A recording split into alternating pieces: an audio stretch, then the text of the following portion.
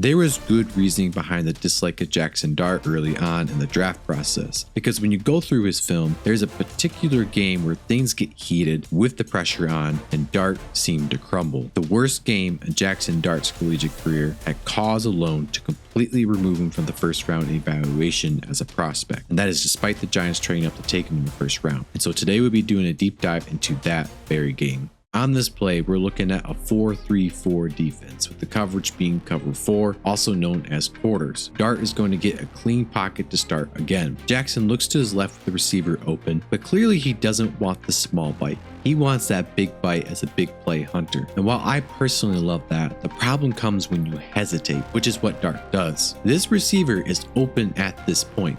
It is just going to take a little spice and anticipation. Dart clearly doesn't like that though and waits to throw this ball. The problem is the rush is here and the big boy is bulldozing his way through. So Dart throws this and it really could have been picked off, but the corner didn't try to make a play at the ball despite it being thrown right at him. This was poor decisiveness by Jaxson Dart and a turnover replay plus an accurate throw. Now, as you guys probably saw, that the defensive lineman could have gotten a hand on this ball. I honestly can't tell because the film isn't the best quality, even if it was hit a little bit. Dart should have thrown this sooner, and because he didn't, it's a bad play that's on him. And we're going to see a continuation of indecisiveness and obliviousness by Dart. The coverage is going to be cover 4 again. Jaxson is going to have plenty of time here. And what's more is he passes up on the first read, a good choice by him, but then passes up the running back that was in a good position to put a move on the linebacker and get the first down. He then proceeds to start to throw downfield, but this would have ended up catastrophically as the safeties are in good position to intercept this. But he pulls down and starts running to his left in a straight line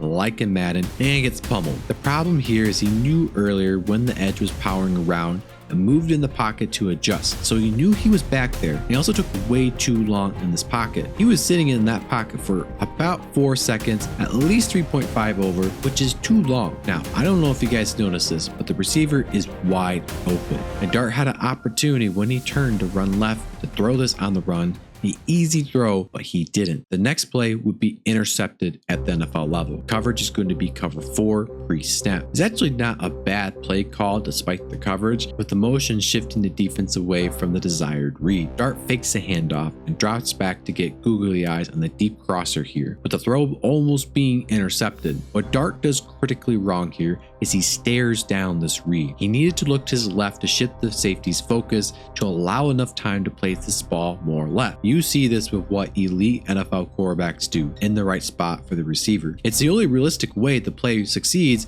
especially in this scenario. It is concerning Dart doesn't even try to look off the safety, as it speaks to the idea that he's simply running Lane Kiffin's system rather than adding that extra sauce to make this offense become a juggernaut. A good example of this at the NFL level is when the Rams traded Jared Goff away to get Matthew Stafford. Goff didn't add enough spice to McVay's offense and to bring out the best of it. Stafford does add that spice, that saucy sauce, and does everything Goff does well. Now, we're going to see Dart be an idiot. Coverage again is going to be cover 4. Now, why he passes up the swing route from the running back, which would have been great, is beyond me, especially with the pass rush steaming too close for comfort, which he steps up, looks downfield, and sees nothing, then takes off. That isn't stupid until he decides to do a late half slide, half knot, and gets his noggin flattened on the ground. Yes, the defender shouldn't have pancaked him. Yes, Dart needs to be clear on the slide because doing this on the Giants field will result in an instant concussion. It's a rare opportunity with it being cover 1. This Ole Miss offense is based off of deep vertical route plays, and to see a switch from all the cover 4 to cover 1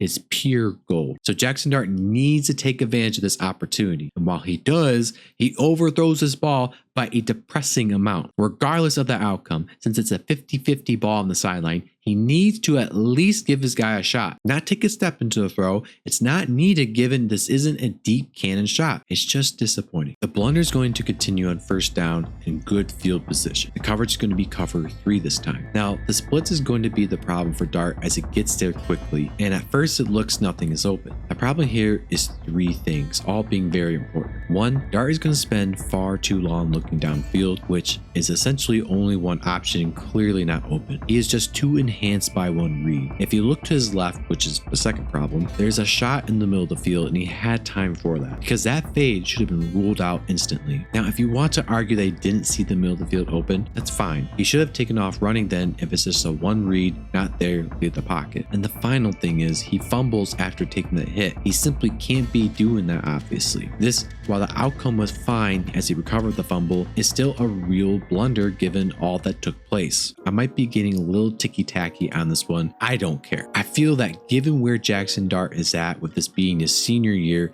and having a reasonable amount of time in college, he should understand by now what the better throw is, especially given the situation, which is 2nd and 10 in the red zone with the coverage being cover 1 man-to-man. The first thing I show is the blitz not being picked up, but Dart never actually sees it. Unfortunately, we can't blame it on that. What Dart does try to do is to throw this ball as a go ball to go up and get it, but with the corner and receiver all over each other, the best thing to do is to throw this as a back shoulder throw, and it appears the receiver was expecting to do that as well as he starts to slow down to come back for the ball before seeing Dart going for the end zone. It's unfortunate throwing this as a 50-50 as a back shoulder throw would have secured the first down and given the offense a fresh set of downs to get the touchdown, which was needed at this point to put pressure on LSU. We're going to see far worse from here on out as each play gets progressively worse. The coverage is going to be cover 1 man-to-man. LSU plans the blitz and makes it pretty obvious that they're set on doing just that. So Dart is going to have to make a quick decision to get this ball out. Dart looks to the safety and looks to see a prime opportunity at the sideline with this safety hybrid in the middle. Jaxson sees this, and meanwhile, he also sees the blitz, which a tight end completely lets him blow by. Gotta fire that guy. So we know Dart is aware, but instead of taking the shot that's there, he passes it up to look for something else. This was a critical error with nothing else available. And either way, if there was, there's no time of the blitz flying on in and the edge rusher there sacking him. This is saying pre-Viking Sam Darnold. Now, Jaxson Dart is going to have a chance to put this game away. We're looking at a 4-2-5 defense with the coverage looking like a cover 3 variation, but switching to arguably cover 4. Now, this is a prime opportunity for a deep ball despite the cover 4, with the safety being far too shallow. I also like to point out this receiver being fairly wide open for some yak. And Dart is going to get an absurdly clean pocket with plenty of time and a clear wide open throw. And Dart is going to load up and throw this ball with it being thrown too short and intercepted. Honestly, there's just no excuse for this to happen. I don't feel like it's an arm strength issue because there's plenty of throws where he overthrows it badly, or at the very least put the heat on LSU. Now, the pressure is on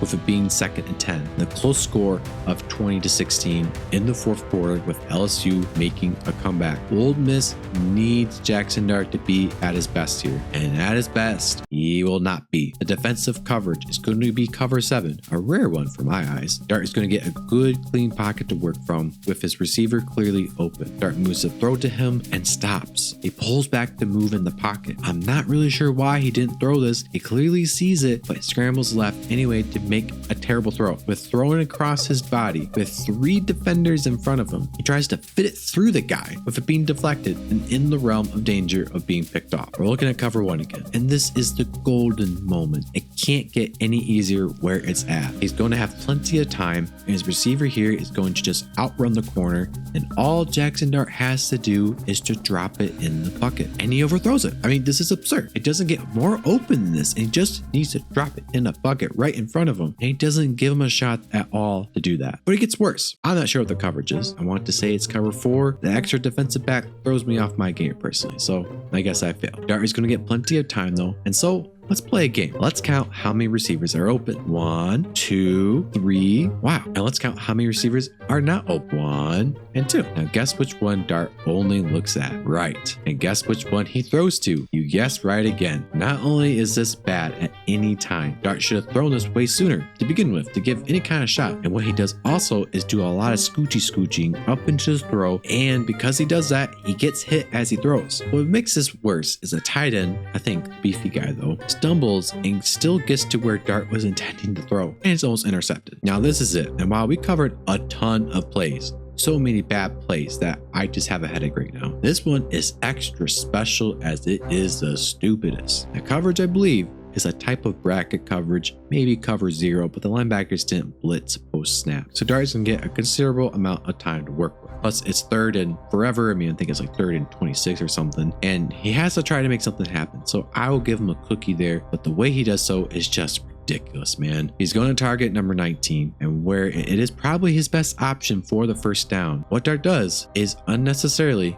go up into the pocket and try to Mahomes this thing in while getting lit up and almost throws another interception. That was arguably Jaxson Dart's worst collegiate game. I mean, he's had some rough games, but that was by far the worst ever. And for me, it's concerning enough that it took him out of the first round evaluation, as this game is where the pressure mentally was on. The scheme was being countered by the cover 4, and he couldn't break out of first reads, leading to bad decisions, forced balls, and neglecting other options. Now, with that being said, Dart did face another tough opponent in Penn State, the style of defense being more physical, and he absolutely shined. So check out the video here. And if you enjoyed this video, please leave a like, comment down below what your thoughts are on Jaxson Dart. The channel will be mostly about breaking down NFL quarterbacks play and NFL draft prospects in a way that is easily digestible and